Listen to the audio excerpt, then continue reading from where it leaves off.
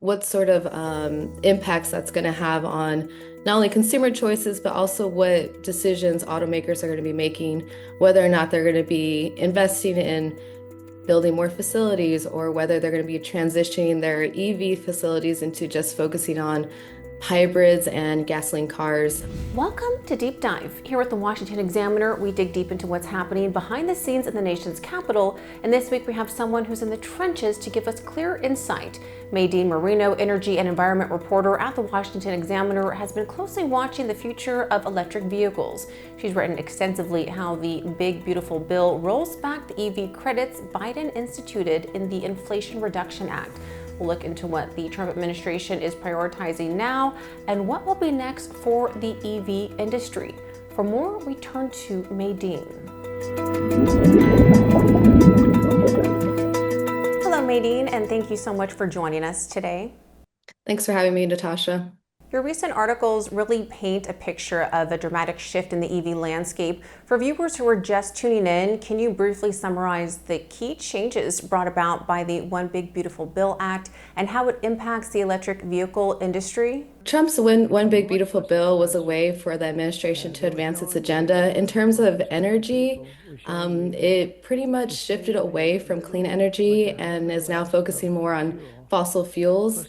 I believe, the bill repealed more than $500 billion worth of Inflation Reduction Act clean energy tax credits over the next decade. But in regards to electric vehicles, it eliminated tax credits up to 7,500 for consumers to purchase new EVs, and it also eliminated a credit of up to $4,000 for consumers to purchase used electric vehicles. Those tax credits were pretty much intended to encourage consumers to buy electric vehicles or plug-ins, and now those tax credits will be expiring at the end of September.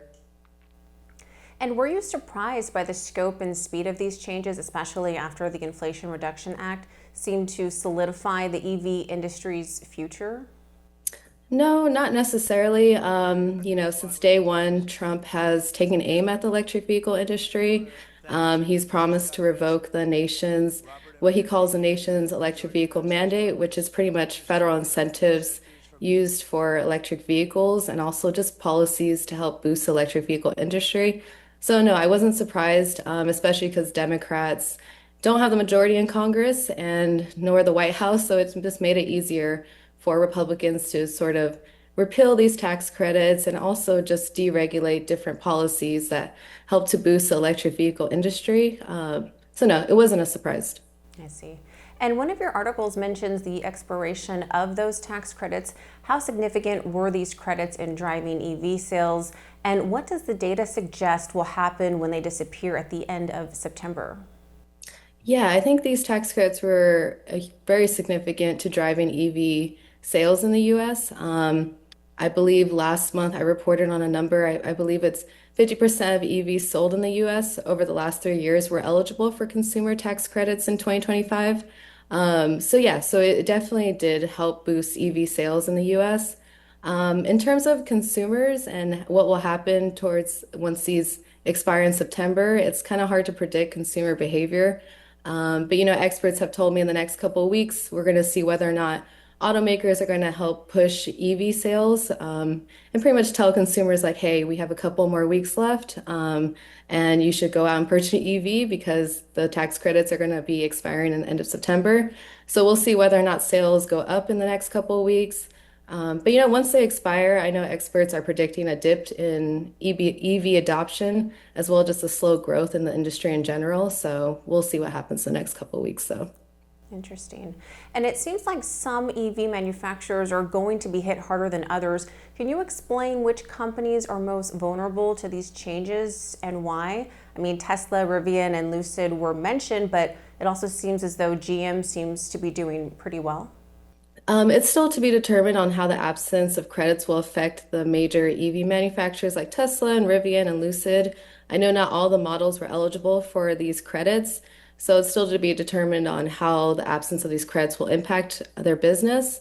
I know Tesla has sort of fallen behind in sales in the past couple of months, even before the tax credits were repealed. So we'll see what happens in the next couple of months as well. In terms of GM and even Ford, they're not excluded from not feeling the impact of the absence of these tax credits. So it's still to be determined on how those will impact their sales as well. I know GM last month saw a growth in sales, so we'll see what happens though. Yeah, very interesting. And you also touch on the potential impact on jobs and investment in the EV sector. Can you elaborate on what you're hearing from industry insiders about potential layoffs or delays in planned expansions? Yeah. I think a lot of these car companies invested and relied on these tax credits when creating their future business plans. They invested billions of dollars in building facilities focused on boosting their production of EVs and even like plug-in vehicles. So now that there's not, if there's a slowdown in purchases of EV vehicles, they might end up slowing down their business plans to build facilities, and also to push out different EV vehicles and plugins so that we could see a slowdown in that. Um, I know that we're already kind of seeing plants sort of delaying their openings and also just car manufacturers delaying announcing new vehicles. So we'll see what happens on that end. I think there's some numbers out there that has suggested that billions of dollars of investment have already been canceled. And there's been projects closed down, and I know some EV manufacturers have slowed down or downsized. So it's still to be determined on what the next couple of months bring for the companies. Sure. And are there any companies or sectors that might actually benefit from this shift away from EVs? Yeah. I think the oil and gas industry will be the main sector that's benefiting from this. Sure. With the slowdown in EV adoption, consumers are going to start purchasing more gasoline-powered cars. And I think that's sort of aligned with the Trump administration, where they're trying to boost the fossil fuel industry more than clean energy and other renewable energy sectors. So yeah, I think the oil and gas industry is a major player that we could see benefiting from this shift. Yeah, makes sense. And one of the most concerning aspects of this story seems to be the potential for the U.S. to fall behind China in the EV market. How does the real of these incentives affect our competitiveness on a global scale? Mhm.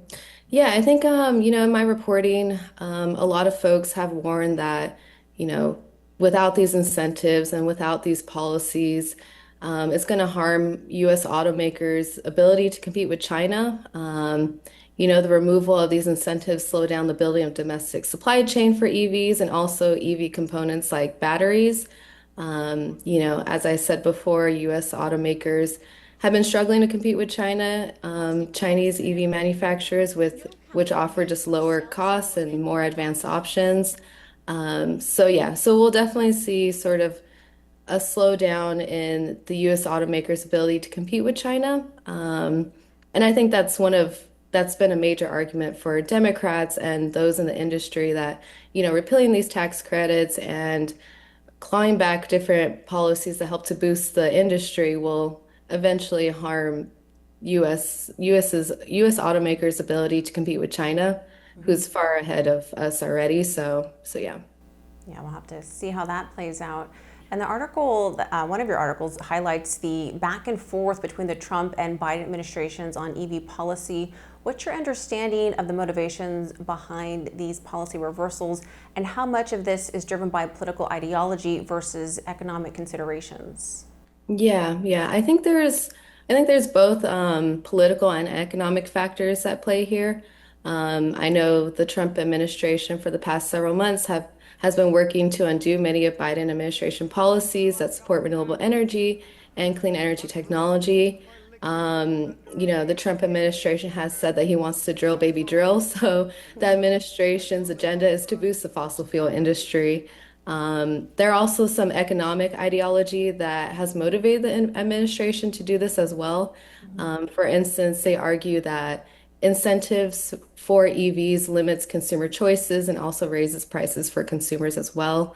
So I think there's both political and economic considerations when making these moves. Yeah. Interesting. And so, what are the key things you'll be watching for in the upcoming months as this story continues to unfold? What are the potential next chapters in the EV saga? Yeah, I think what I'm going to be trying to watch in the next couple of weeks, like I said, whether or not there's going to be a boost in EV sales in the next couple of weeks before the tax credits expire. And then I'm also going to be watching, after the credits expire, what sort of impacts that's going to have on not only consumer choices, but also what decisions automakers are going to be making, whether or not they're going to be investing in building more facilities or whether they're going to be transitioning their EV facilities into just focusing on hybrids and gasoline cars. And also, there are also other EV related issues happening outside of the repealing the credits, including the administration looking to roll back emission regulations and also ending state emission waivers. So that's something I have been watching as well. Really, the Trump administration has taken a broad approach to slashing all things that the Biden administration has really done to help boost the EV industry. So we should wait. We'll wait and see what effect these policies will have on the auto industry in the future. And yeah, so that's what we'll see will happen. Well, Maydeen, thank you so much for your insight, and we look forward to your future reporting. Thank you. Well, thank you so much for watching Deep Dive. Please visit our website for more of these investigations, and feel free to send us your questions or story ideas. We hope to see you back here next week.